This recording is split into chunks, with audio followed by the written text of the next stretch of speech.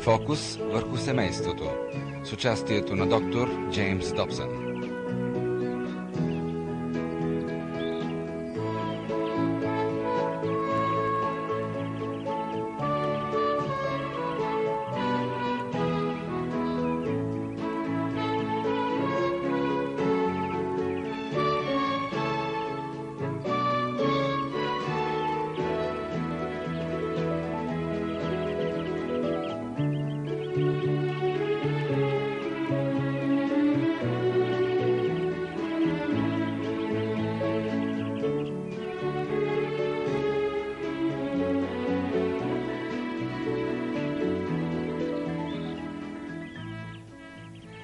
Как родителите могат да възпитат емоционално здрави деца?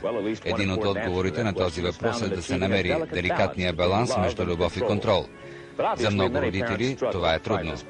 Те или са твърде деспотични, или прекалено глезят децата си. Във втората част на нашия филм, доктор Добсън, асоцииран клиничен професор по педиатрия в Университета на Южна Калифорния, представя стратегия, чрез която родители и учители могат да осигурят възпитанието, от което се нуждае всяко дете, без да накърняват самочувствието му. В тази лекция доктор Добсън дава съвети как да се избегнат родителските грешки. Целта е формиране на волята, без да се пречупва духът. Нека се присъединим към доктор Джеймс Добсън. Част 2. Формиране на волята, без да се пречупва духът.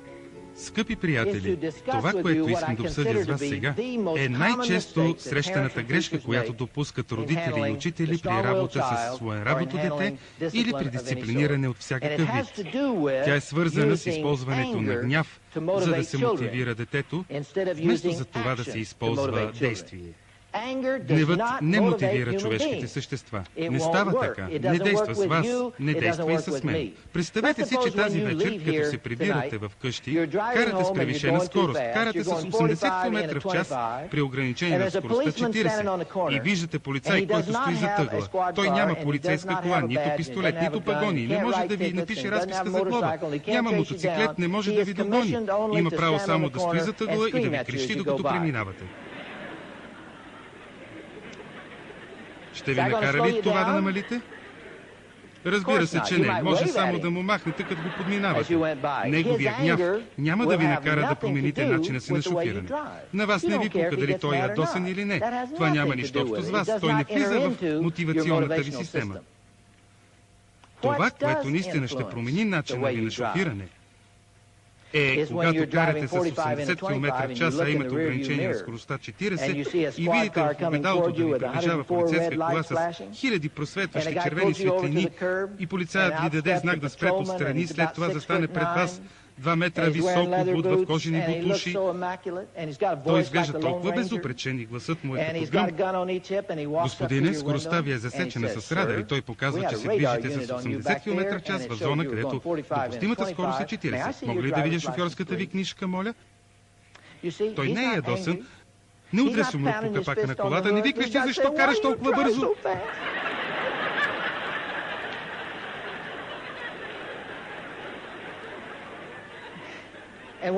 Той ви говори съвсем спокойно и любезно и вие се разтрепервате.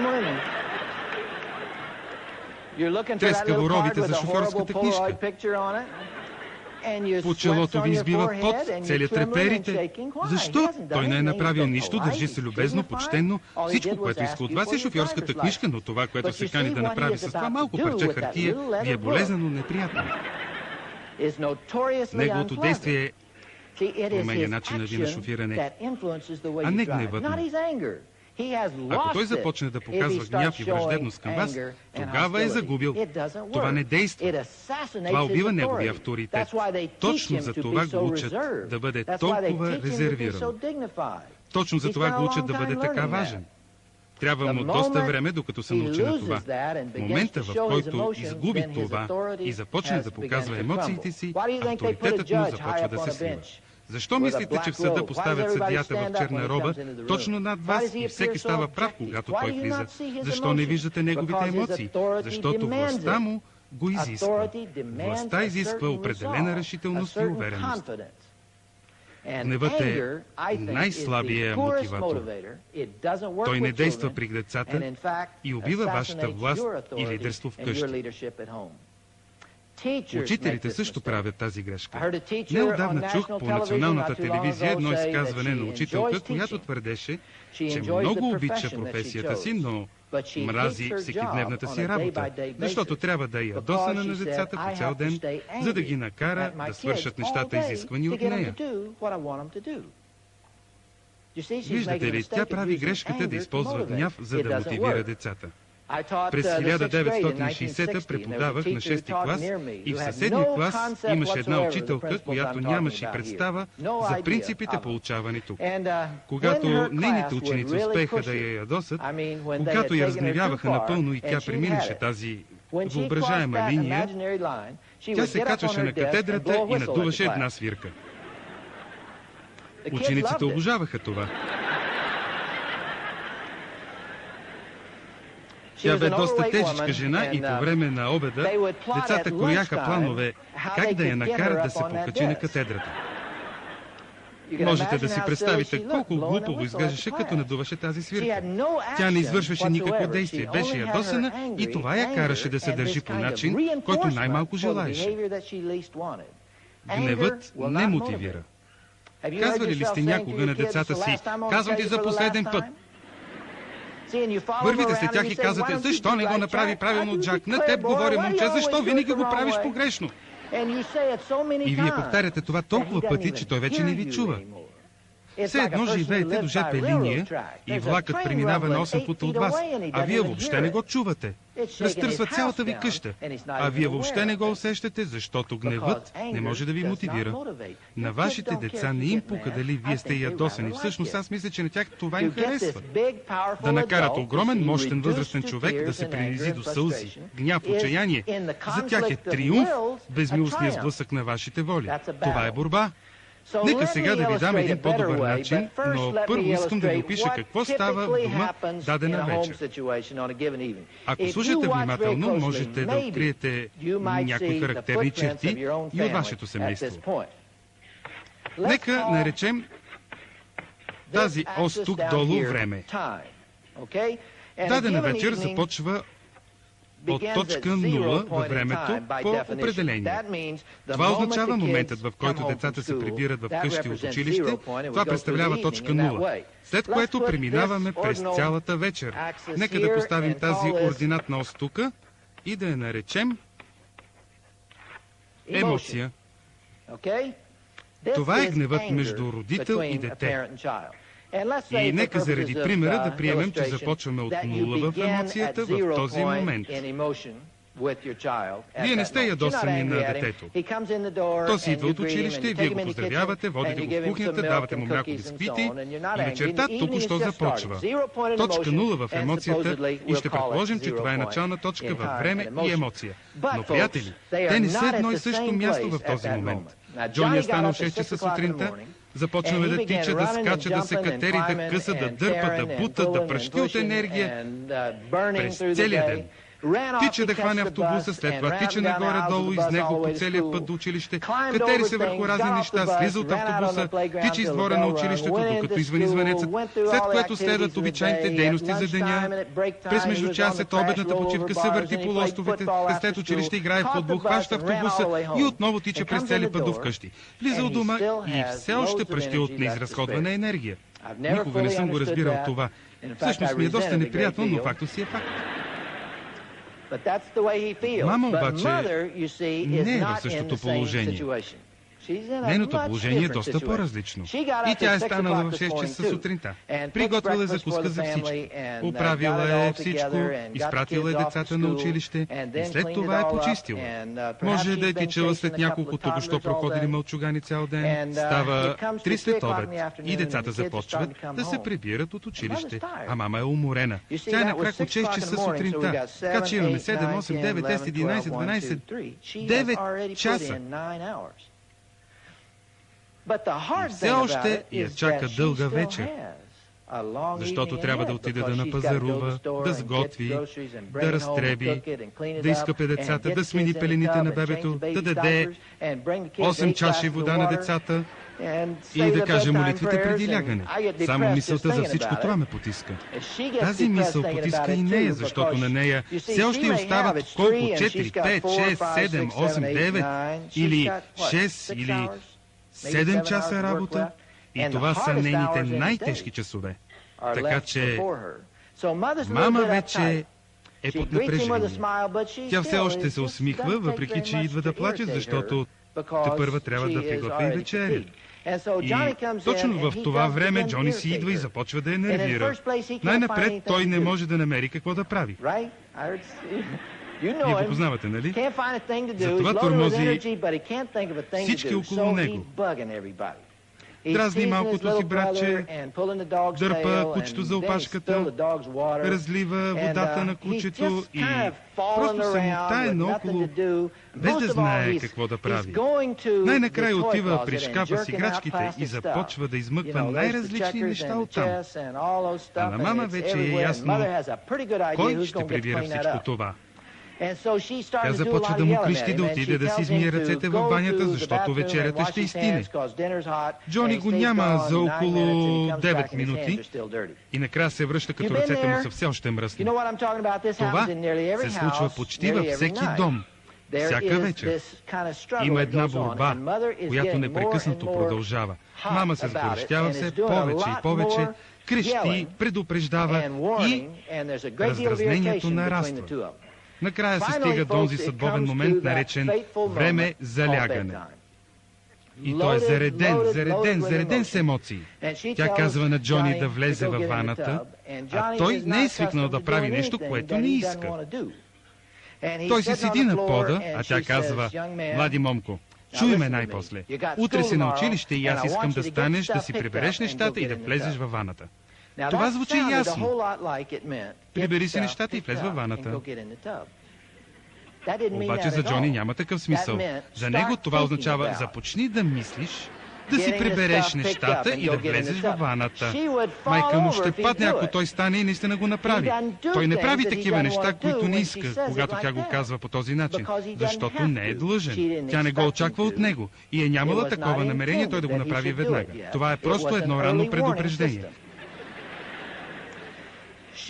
Тя изчаква 10 минути и с малко по-силна емоция му казва: слушай, млади човече, казах ти преди 10 минути.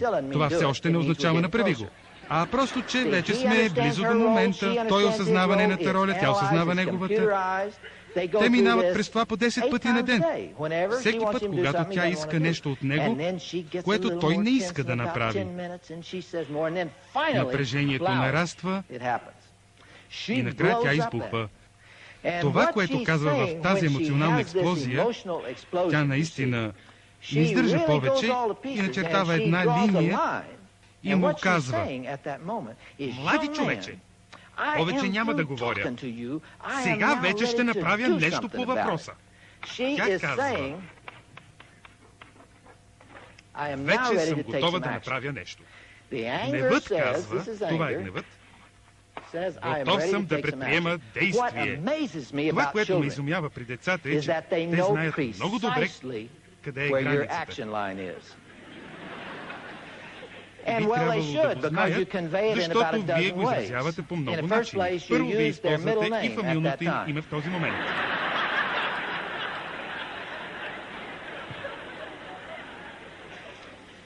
Джеймс Робърт Брайант. Също така речта ви става по-насечена. Млади човече, казах ти! Детето ви почервенява. Това е много ясен знак.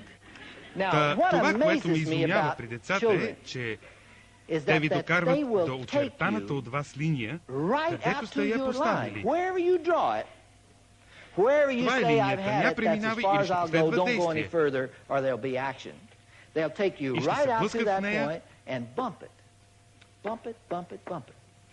но рядко ще преминат, освен за да разберат дали наистина ще се премине към действие. Ще проверят това един-два пъти. Когато синът ми постъпва така с мен, той казва: я да те видя сега. Ще приемеш ли предизвикателството ми? И ако видят, че преминават към действие, следващия път ще спрат до там. Те знаят повече за този конфликт от самите нас. Защото отдават всичките си усилия за това, докато ние само си играем.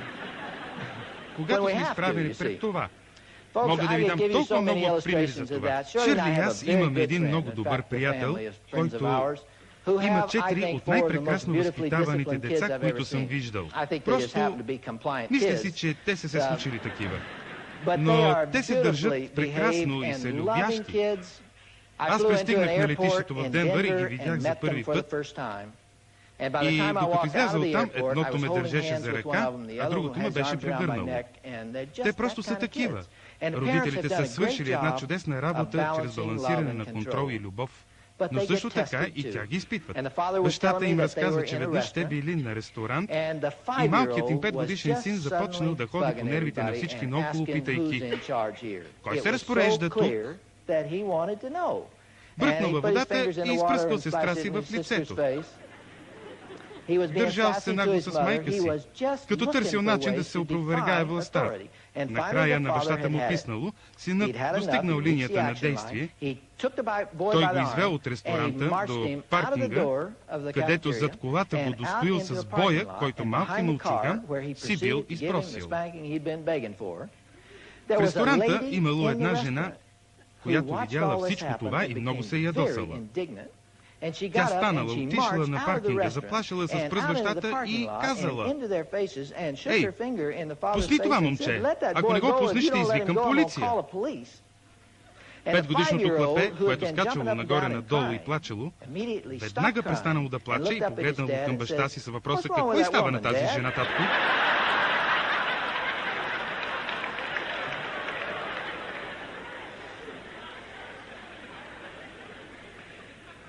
Децата много добре разбират тази концепция. Това е почти волево, съзнателно нещо, да ви изпитат до тази точка. И докъдето сте им поставили линията, до там ще ви изпитат. Има едно много важно нещо, което искам да ви покажа. Особено на тези, които повишават тон. Много лесно е да повишим тон. Не е необходимо да си лош родител, за да го направиш. Просто е много лесно да паднем в този капан.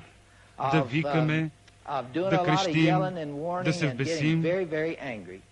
Ако ме следвате сега, ще се опитам да ви обясня, въпреки че е много трудно да го обясня с думи. Ако ме слушате, то си е мой проблем, а не ваш да го изразя с думи. Но нека да се опитам да го изразя. Тъй като гневът се появява едновременно това, че детето най-после свършва това, което сте му казали, Джони влиза и във ваната, след което избухвате и Джони отива и влиза във ваната, ако не звъне телефона или звънецът на вратата, или нещо друго ви разконцентрира, тогава той може пак да се разсее. Това е едно от правилата на играта, но когато избухнете и се ядосате, най-накрая тогава той изпълнява това, което сте му казали. Тъй като двете неща стават едновременно, родителите и учителите имат склонност да смятат, че гневът е вкарал Джони във ваната. Но това е погрешно мислене. Не гневът го е вкарал във ваната. А кое? Действието го е вкарало във ваната. Нямате нужда от гнева. Нямате нужда от гнева, за да контролирате децата си. Тази учителка, която казва, че трябва да стои ядосана на децата си по цял ден, тя изпитва гняв, за да контролира, но не става така. Действието контролира. Ще призная на учителите, които са тук, че ако обществото, в което живеете, училищният съвет, за който работите, и родителите, които представяте, ви отнемат правото да предприемете действие, не бихте имали никаква дисциплина в клас, защото за това е необходимо действие.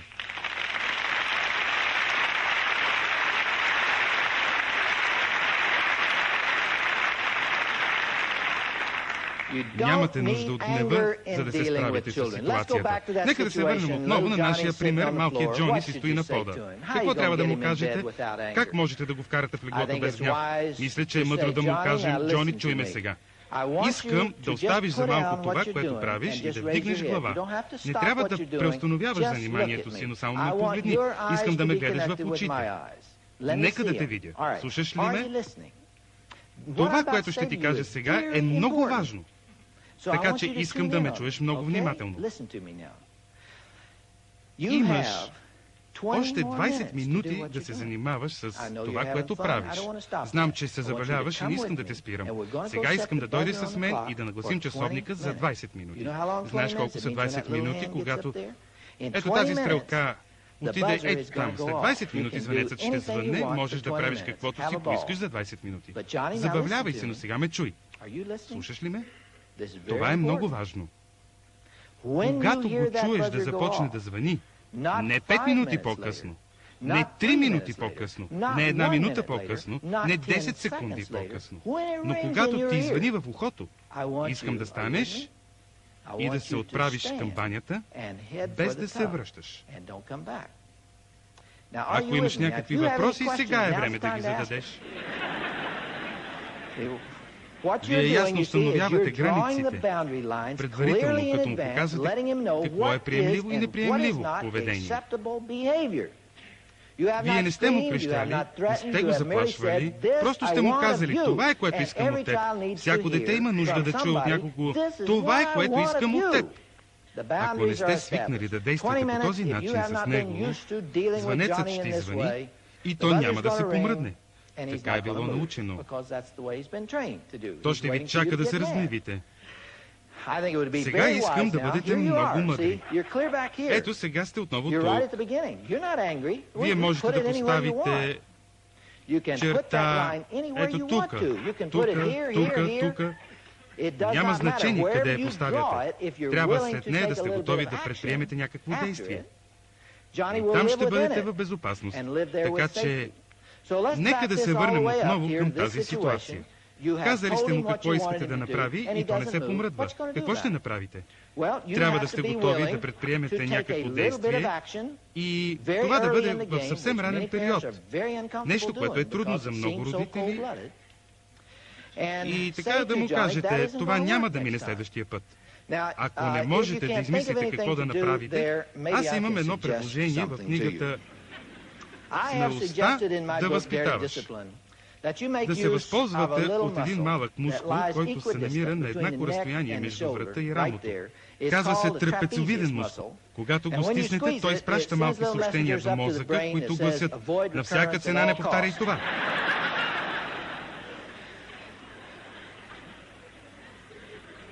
Отивате при Джони и стискате този малък мускул. Трябва просто да практикувате един на друг. И това боли, наистина боли. Джони пада на земята и след това му казвате: Джони, чуй ме сега. Не ми е приятно да ти причинявам това. Не виждам никаква основателна причина на света, за да трябва отново да го направим. Но чуй ме добре, Джони. Утре вечер ще бъде същото. Ти решаваш. Аз съм твоя майка и трябва да се грижа ти да си починеш достатъчно. Ако не си починиш достатъчно, няма да се справиш добре в училище и очите ти ще бъдат червени. Те са червени днес, защото ти позволих да останеш доста до късно снощи и аз те обичам прекалено много, за да ти позволя това да се случи отново. Когато ти кажа, че трябва да си лягаш, това означава, че трябва да си лягаш. И това не е единственото, което ще ти кажа. Винаги, докато си дете, ще има неща, които ще ти казвам, защото се грижа за теб и защото те обичам. В моментите, когато казваш: няма да направя това, което искаш от мен, ще си понасяш последствията, защото такъв е животът. Така ще бъде в живота и когато пораснеш. Така свързваме поведението с последствията. Много деца не знаят, че те са свързани. Родителите отиват в училище и забраняват спрямо децата им да се предприеме всякакво действие, когато детето се е държало грубо и явно непокорно. Детето е на 16 години, плъска колата и вие трябва да платите щетите. Той е на 17, глобяват го и вие плащате. Вашите действия нарушават връзката между поведение и последствия. Нарушавате я и децата ви никога не разбират, че тези две неща са свързани. Като резултат синът ви е на 21, получава първата си работа, 4 пъти закъснява за работа и е изхвърлен и не може да го повярва. Никога в живота му поведението не се е свързало с последствията. За него е много важно да започне да чувства, че двете неща са свързани. Споменах употребата на трапецовидния мускул, физическата форма на наказание. Говорихме доста за това тази вечер. Аз наистина не съм защитник на прекалено многото физически наказания. Те са подходящи при отделни случаи, но има всякакви други неща, които можете да използвате. Освен това, не бихте искали да използвате този вид дисциплина, когато децата ви пораснат. Можете да си навлечете доста неприятности, ако стиснете трапецовидния мускул на някой гимназист. Общото правило е, ако не можете да го стигнете, не го стискайте.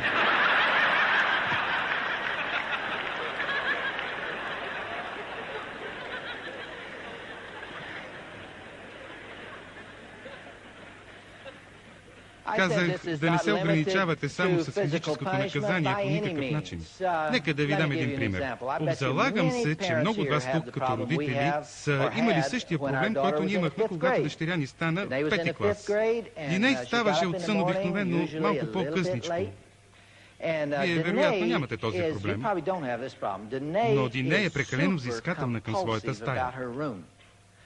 Тя много се гордее с нея, навсякъде е подредила свои си неща и не тръгва сутрин, преди да е сложила всичко на мястото му. Леглото да е оправено съвършено, всичко да е прибрано, чекмеджетата да са затворени. Райан няма този проблем. Но Диней е много стриктна относно стаята си и именно заради това, когато стане по-късничко и започне бавно да си оправя нещата, обикновено не е готова да тръгне, когато дойде автобуса за училище. Шърли я гони из цялата къща, като повтаря: Диней, остават ти 10 минути и ти още не си свършила. И бях тук преди 10 минути, защо още не си обула обувките? Създаваше се конфликт. Шърли, без да се усети, попадаше в този неизбежен капан. Използването на гняв за мотивация. Да попаднеш в него е най-лесното нещо на света. И аз все още попадам в него, а знам, че не би трябвало. Ние се раздразваме и след това изведнъж се озоваваме напъхани в него. Шърли и аз говорихме по този въпрос и решихме, че трябва да има по-лесен начин да накараме Диней да стане от леглото и да се оправи, без да минаваме през всичките тези емоции. Така ние изработихме една малка система, която подейства много добре. Нарекохме я точки. Разбрахме се с Диней, че тя трябва да е станала от леглото, т.е. да е в изправено положение. Може и да не е събудена, но трябва да е станала права от леглото си в 6:30 сутринта. Не казвам 6:31, 6:32. Или пък 6:33. Това трябва да е преди 6:30 сутринта. Колкото по-ясна е границата, толкова по-добре. Ако се върне отново в леглото, тогава губи. 6:30. Ако е станала, отива в кухнята, където е хладилника, и има една таблица с датата и на точка 1 отбелязва да или не. По-просто не може и да бъде. Не ви е трябвало правило или пък преценка на правилото. Тя или е станала в 6:30, или пък не е. След това и даваме 40 минути, за да си оправи стаята, така както тя иска. Да си измие зъбите, да си среше косата, да се облече и да седне на пианото. Има 40 минути, а би могла да свърши всичко това за 10, ако иска. Единственият начин да не го направи е да не иска да го направи, защото това не е чак толкова много работа. Има на разположение 40 минути за 10 минутна работа. В 7:10 тя или е седнала на пианото, или не. След което отбелязва да или не на точка 2 в таблицата на хладилника. В края на вечерта изчисляваме точките и казваме: една точка липсва. Какво правим тогава? Ядосваме се, крещим, хвърляме разни неща, заплашваме, изискваме, плачем, хършим ръце, тряскаме, ритаме с крак. Не! Казваме само: Диней, ако ти липсва една точка на ден, вечерта си лягаш половин час по-рано. Ако ти липсва 2 точки, 1 час по-рано. което всъщност е много здравословно. Ако не за Дине, и то поне за Шърли и мен. И знаете ли какво? На Дине тази система й хареса. Имаше точно определени граници. Тя знаеше целта, знаеше точните граници. И ако не се лъжа, Шърли, мисля, че си спомням правилно, тя продължи така 4 месеца без да пропусне точка. Защото имаше ясно определена цел. И сутрините ни просто станаха по-гладки. Вече не беше необходимо да се изнервяме взаимно, да стигаме до война. Вие можете да използвате творчество, да изберете подобен вид системи, които са основани на действие, вместо на гняв. За съжаление, тази система се разпадна, защото започнахме да пропускаме точки и бяхме прекалено заети да следим за изпълнението на наказанието. Започна да се трупа време за лягане по-рано, а ние не удържахме на обещанието си. Провалихме се в действието си и системата се разпадна. Трябва да сте готови да предприемете действие. Гневът не ви е необходим. Той не действа. А сега трябва да ви кажа нещо. Часът е 9:40 и аз говорих вече доста дълго. Искам да разбера какво искате, защото имам да ви кажа още 2 важни неща, но ще ги кажа само ако можете да издържите. И...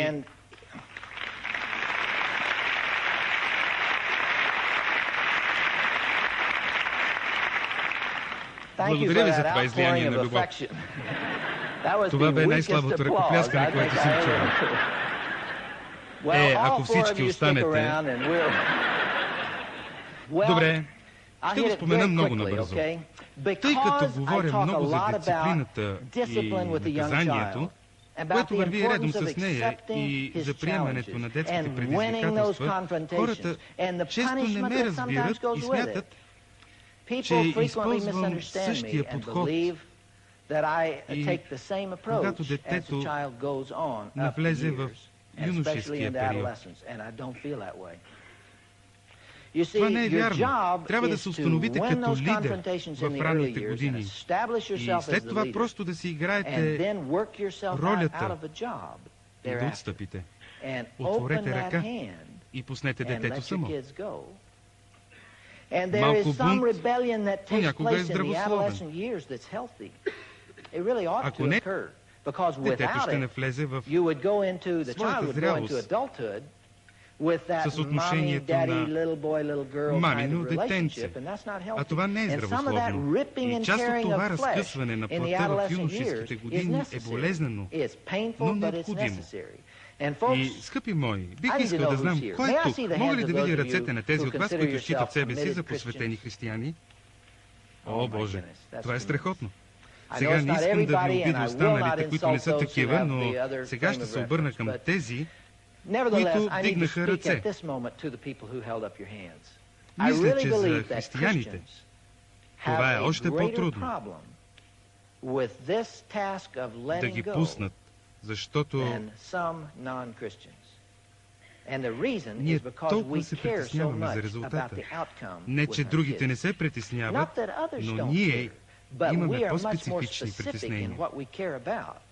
Ние се притесняваме за задължителен брак с християнин. И аз ви казвам, че за мен това е най-важното в живота. Притесняваме се и поради различни концепции за греха. Може би към края на детството им ние не сме си свършили работата както трябва. Може би нищо не е излязло от нашите усилия. Ние се тревожим, че всичко, на което сме ги научили, ще отиде на вятъра. В късното юношество се създава доста голямо напрежение. И ние сме склонни да ги хванем и да ги задържим, като не им позволяваме да направят грешки и им поръчителстваме, като ги направят. И да ги следваме, като им казваме какво да правят. Когато станат на 18 или на 19 години, по-добре да ги пуснете. Ако не го направите, детето ви, което отчаяно иска да бъде независим, зрял, възрастен човек със собствена власт, може да се изправи срещу вас и да наруши всичките ви правила, просто да ви докаже, че е независимо. При мен дойде една майка, защото 20-годишният ти син Пол не я зачиташе повече и тя искаше да знае какво да прави. Аз си казах, че работата й като майка вече е приключила. А тя каза, че той живеел с лоши приятели, спрял да посещава училище, ходил с лоши момичета. Аз си казах, че знам, болезнено е и за мен би било болезнено, ако съм на нейно място, но и казах, че трябва просто да го пусне. Тя ме запита как може да го направи. Казах и как да му напише писмо и да го освободи. Тя ми донесе обратно най-педантичното нещо, което сте виждали. Беше пълно с защо не изпълняваш правилните неща. Казах и не точно това имах предвид. И предложих да й напиша ново писмо. А тя го хареса. Изпрати го и ми даде разрешение да го включа в книгата си «Скри или търси». Нека сега да ви го прочита. Това е най-важното писмо, което някога съм ти писал и се надявам, че ще се отнесеш към него с необходимата сериозност. Мислех и се молих много върху това, което искам да ти кажа и вярвам, че съм права в това, което съм решила да направя. През последните няколко години ти и аз бяхме въвлечени в една болезнена война. Ти се бореше да се освободиш от моите ценности и желания за твоя живот. Но в същото време аз се опитвах да те задържа в това, което и двамата знаем, че е правилно. Дори с риска да стана досадна, аз непрекъснато ти повтарях: отиди на църква, избирай си добри приятели, изкарвай добри бележки в училище, живей християнски живот, подготви се мъдро за бъдещето си и така нататък. Сигурна съм, че цялото това изискване и предупреждение ти е дотегнало. Но аз просто съм искала най-доброто за теб. Това е единствения начин, по който смятах, че мога да те опазя от грешките, които са направили толкова други. Както и да е, през последния месец аз премислих всичко това и вярвам, че моята работа като твоя майка е приключила. От деня на твоето раждане съм се стараял да върша това, което е добро за теб. Не винаги съм успявала.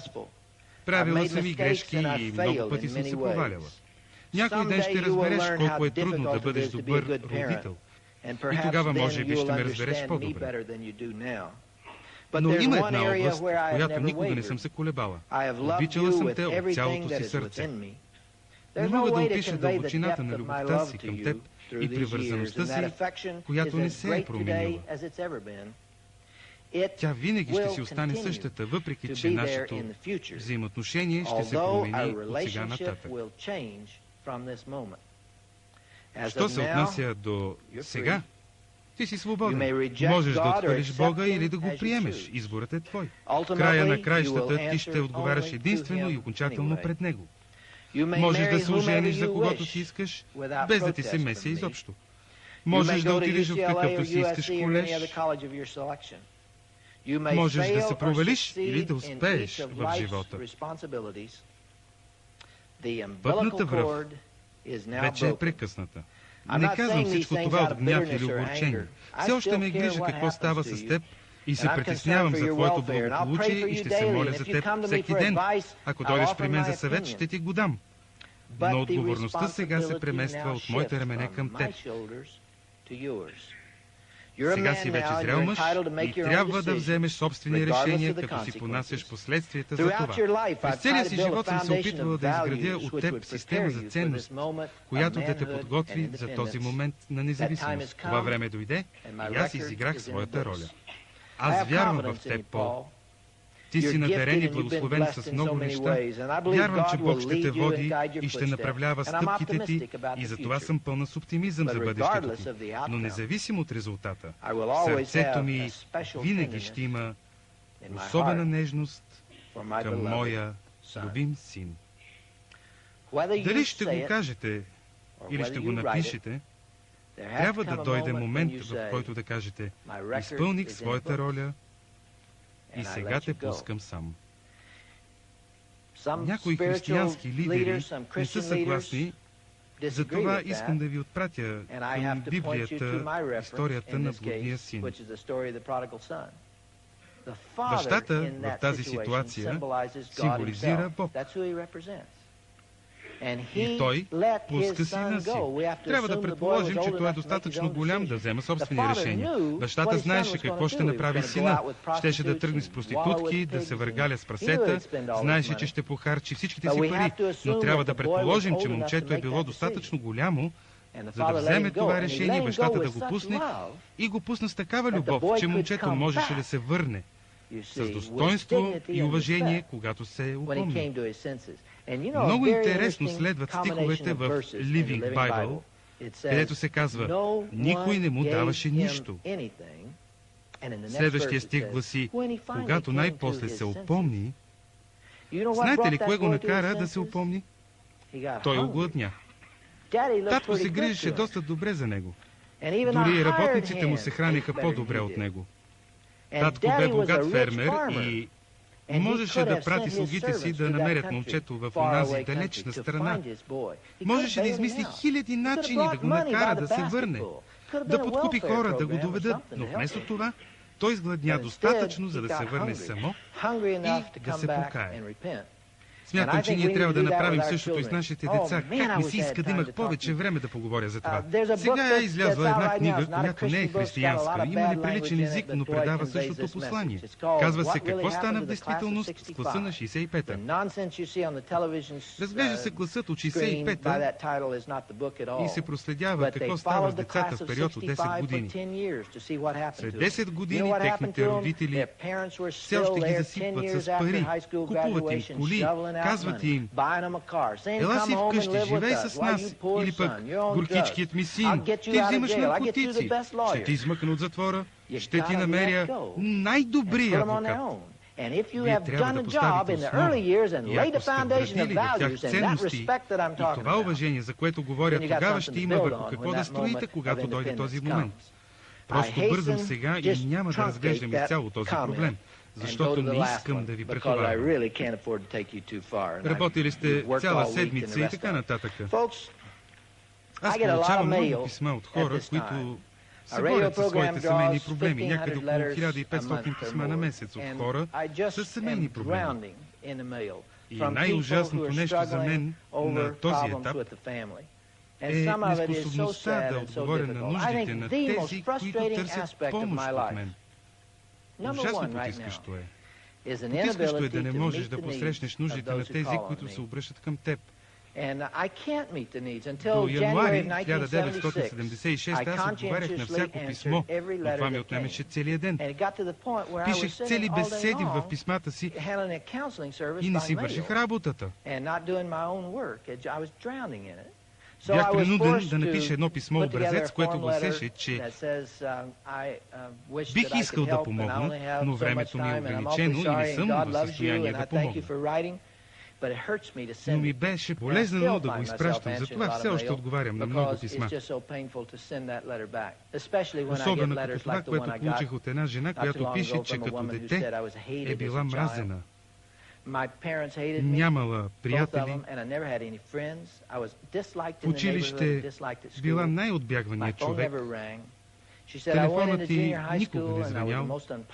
Никой не я обичал, никой нямал нужда от нея. В гимназията едно 16-годишно момче проявило интерес към нея. Той имал същите проблеми като нея и те се оженили от отчаяние. Те са женени от 15 години и него никога го няма вкъщи. И когато е вкъщи, ни говори. Тя няма никакви приятели. Отишла на църква и очаквала някой да й покаже грижа, но никой не я заговорил. Тя казва, че дори не може да проведе един свестен разговор с някого, без да се натрапва.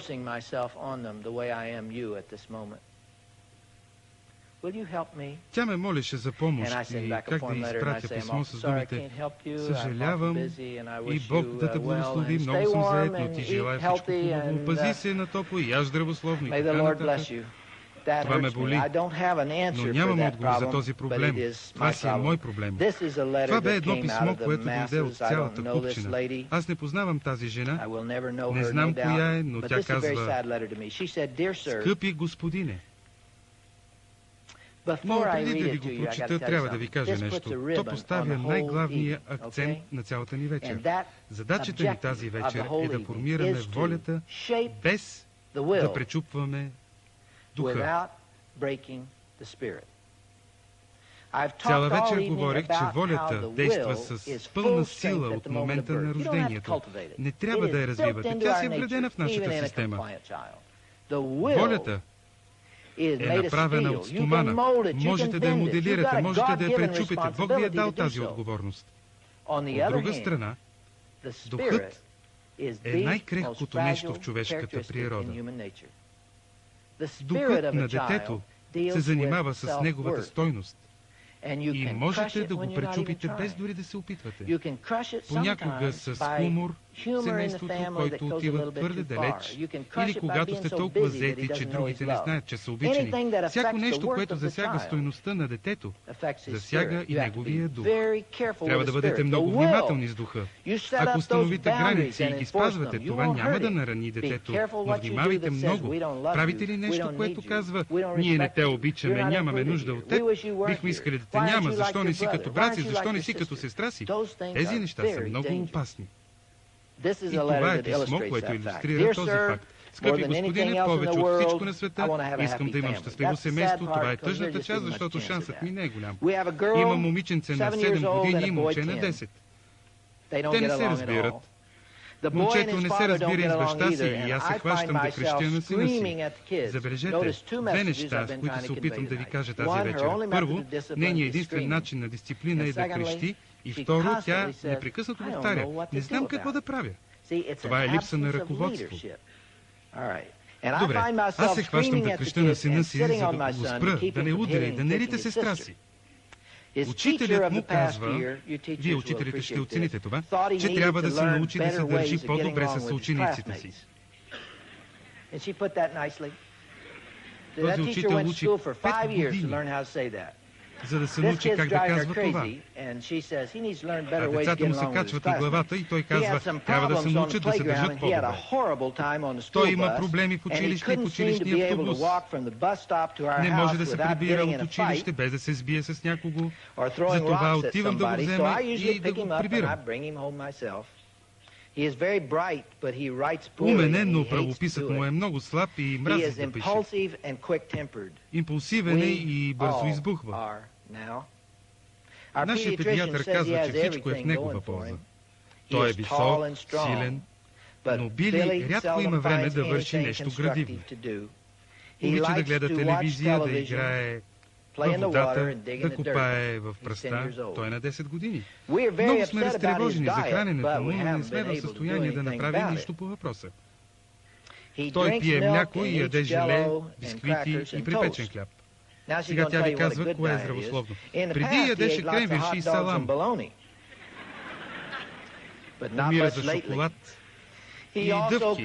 И имаме баба, която живее наблизо и която го снабдява обилно с това. Тя му дава и бебешка храна. И за това не можем да направим нищо. Чудя се защо. Как така? Не можем. Няма ръководство. Учителите, сестра му и съседските деца се оплакват, че той псува и ги нарича с обидни думи. Когато нещо липсва или е счупено, веднага се сещаме за Били. Това е тъжно, защото винаги си мислим за него в лоша светлина. Той чупи прозорче, както проходи. Един ден, през юни, той се върнал от училище и намерил къщата заключена. Хвърлил един камък, чупил прозореца на стаята си и се промъкнал вътре. Друг ден изпробва резачката за стъкло върху гледалото ни в спалнята. Прекарва много време у баба си. Смятаме, че тя му влияе зле. Но също и ние, тъй като сме непрекъснато разстроени и му крещим. Той израства голям и силен, но не помръдва. Ситуацията ни изглежда безнадежна. Какво да правим? Къде да отидем? Сега ще ви прочета края. Съпругът ми отказва да заведе Били където и да е, докато той не започне да се държи като цивилизовано човешко същество. Заплаши го, че ще го даде в приют. Не можех да направя това. Той се нуждае от хора, които да знаят какво да правят с него. Моля ви, помогнете ни, ако можете. После пис. Децата ни са осиновени и почти нищо не е останало от брака ни. Това е много тъжно писмо за мен. И ми трябваше 2 седмици, за да отговоря на тази жена. Какво е предизвикало това у мен? Грешките, които тя е допуснала през всичките тези години. Виждате ли какво става? Можете ли да уловите динамиката? Тук имаме едно 10-годишно своенравно дете. Това е едно умно дете. През целия си живот то не е намерило нито един човек, който има достатъчно смелост, за да приеме неговото предизвикателство. И то се обръща към всеки един в живота си. Кой командва тук? Няма ли някой да приеме предизвикателството? То се обръща към учителя, но той се обажда вкъщи и казва, то трябва да се научи да се държи по-добре с учениците си. Той не може да дочака момента, в който да качи това дете на автобуса за вкъщи. То хвърля камъни по учениците си. Малтретира сестра си. Връща се вкъщи и реже огледалото. Хвърля камъни през прозорците. И това е едно умно дете. Педиатърът го е казал. Той много добре знае какво прави. Той пита всеки един човек в живота си. Няма ли някой да приеме предизвикателството ми, защото няма нищо по-лошо и страшно от това да бъдеш на 10 години и сам да си бъдеш господар и да няма нито един човек, който да заслужава твоето уважение. И за това то моли всеки да приеме това предизвикателство. Но никой не го прави. Вместо това той има непреклонна воля, която никога не е била оформена. И какво правят родителите? Те са насочили своята дисциплина към духа му. Не чувате ли този баща? Защо не пораснеш и да се държиш като цивилизовано човешко същество? Ще те сложим в приют. Не съм сигурен дали мястото ти въобще е тук. Никъде няма да те водя. Караш ме да се срамувам. Защо не можеш да бъдеш като другите деца? Схващате ли истинското послание на този баща? Разбирате ли после слова накрая? Децата ни са осиновени и почти нищо не е останало от брака ми. Този баща казва, че не е трябвало въобще да го вземат. Не е трябвало да го осиновяват. Той не е роден от нас. И ако той не внимава, ще се отърват от него. Това изобщо не помага на волята. Това убива духа. Ето защо детето е толкова ядосано. Точно за това то предизвиква всички. То не намира никого, който да е достатъчно загрижен за него, да установи разумни граници, които да формират волята му, а не да убива духа му. Бих искал, може да ви е трудно да повярвате, но наистина бих искал, ако обстоятелствата го позволяват, Били да можеше да бъде у нас за известно време. Това, което имам предвид под обстоятелства, е ако не бях женен за Шърли. Всички знаете какво е това да се жене. Но наистина, много ми се иска да опитам с него за известно време. Когато влезе в къщи, още от вратата бих му казал нещо. И то с най-топлото си чувство. Бих казал, Били, ела тук, трябва да поговорим. Погледи ме в очите, защото ще ти кажа най-важното нещо, което някога си чувал и се надявам да не го забравиш. И един ден ще разбереш, че е било вярно. Най-напред, Били, искам да знаеш, че те обичам. Ти си важен за мен. За това те доведох тук. Не са ме заставили да те взема, но те доведох тук, защото ти имаш вечна душа и това те прави важен за Бог и за мен. И един ден ще разбереш, че това наистина е така. Наистина ме грижа за теб. И точно за това няма да се отнасям с теб различно от другите ми деца. Имаш същите привилегии и уважение. Искам да знам какво мислиш, искам да знам какво чувстваш и можеш да седнеш, да ми говориш. И ако мислиш, че съм постъпил нечестно, аз ще те изслушам. И Били, аз знам, че ни предстои една добра година. Но има още нещо, което трябва да знаеш. Ти се държиш по начин, който е много опасен за теб и за другите.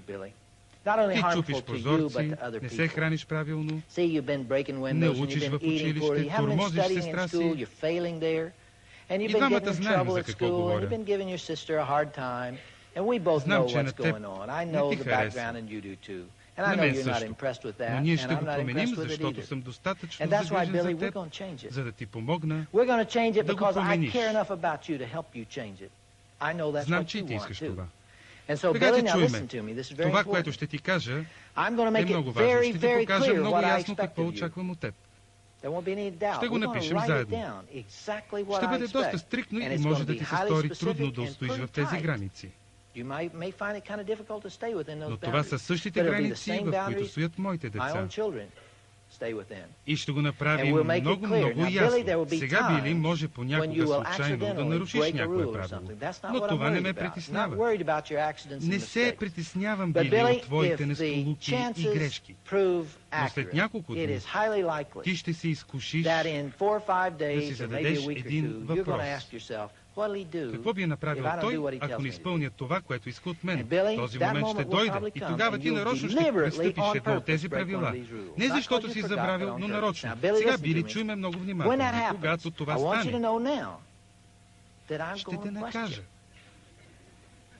Ще лежа цяла нощ буден, докато измисля някое подходящо наказание, от което да те заболи. И защо? Защото не те обичам? Не, точно защото те обичам. Най-лесното нещо би било просто да те оставя да си продължаваш. Но ти наистина си важен за мен и двамата ще постигнем това. Имаш ли нещо да ми кажеш? Ако не, нека да свършим с това. Виновниците не могат да понасят съчетанието на любов и дисциплина. Строги граници, спазвани с любов, където духът може да расте и човешката стойност да процъфтява, където започва формирането на волята. Виждате ли, духът и волята са две различни неща. В Лос-Анджелес имаше един човек, който се изкачи на върха на сграда, за да се хвърли оттам. Леля ми живееше в тази сграда. Около 100 пожарникари, полиция и така нататък се претекоха да го спасят. Духът му бе пречупен. Той нямаше никаква стойност в собствените си очи и дори не искаше да живее. Най-накрая те се изкачиха там и го издърпаха на сигурно място и го поставиха в затвора. Щяха да му окажат психиатрична помощ, но майка му, мога да си представя, че тя винаги се държала по този начин, дойде и го измъкна от затвора. Той се изкачи обратно на същата сграда на 32-я етаж, хвърли се от нея и се уби. Духът му бе пречупен, но волята му бе достатъчно силна, за да се противопостави на целия град. Хора, армия, полиция, всички, които се опитваха да го спасят. Неговият дух бе пречупен. Трябва да формираме волята, без да пречупваме духа. Вие сте чудесна публика, но ви задържах прекалено дълго. Обичам ви, ще се видим утре. Благодаря ви за вниманието.